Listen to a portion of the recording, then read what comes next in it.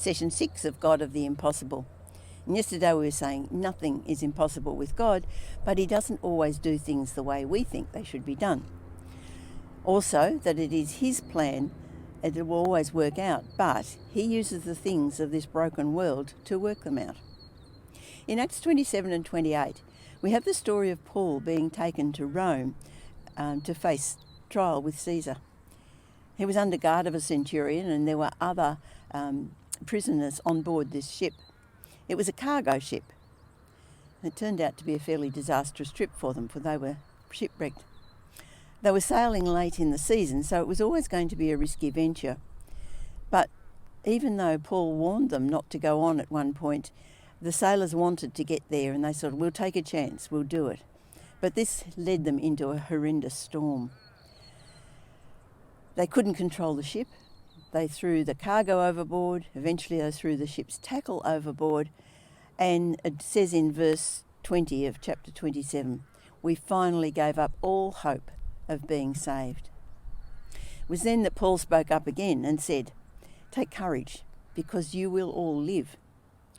They'd lost the cargo, and he said, you will lose the ship, but no lives will be lost.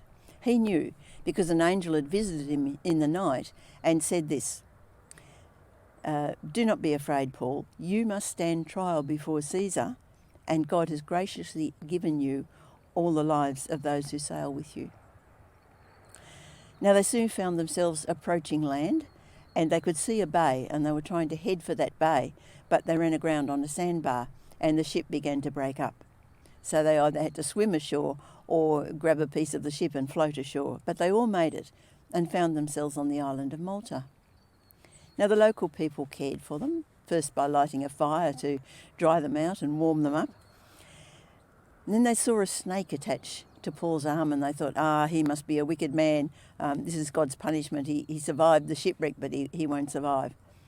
But after a few hours, when they could see that Paul had absolutely no ill effects, they thought, well, he must be a god.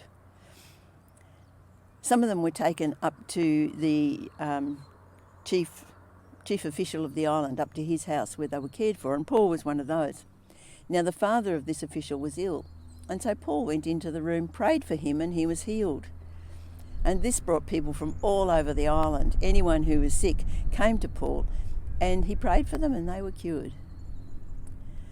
Finally, they had another ship which was to continue their journey to Rome, because it was God's plan that Paul would get to Rome. But God used the things of the fallen world to achieve his plans. He used a bad decision by the sailors that made them get struck by this storm and lose all the cargo and the ship, but put them ashore on Malta. And it was Malta who was able to hear of who Jesus was, able to see his power at work as he healed many people. They saw him protect Paul from the snake bite. And so Jesus was taken to the island of Malta.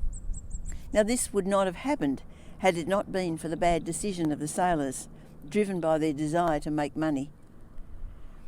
God will achieve his purposes, and he uses the things of this world. We need to keep in mind that even when everything seems to be going wrong, God is there, and he will resolve things in the end.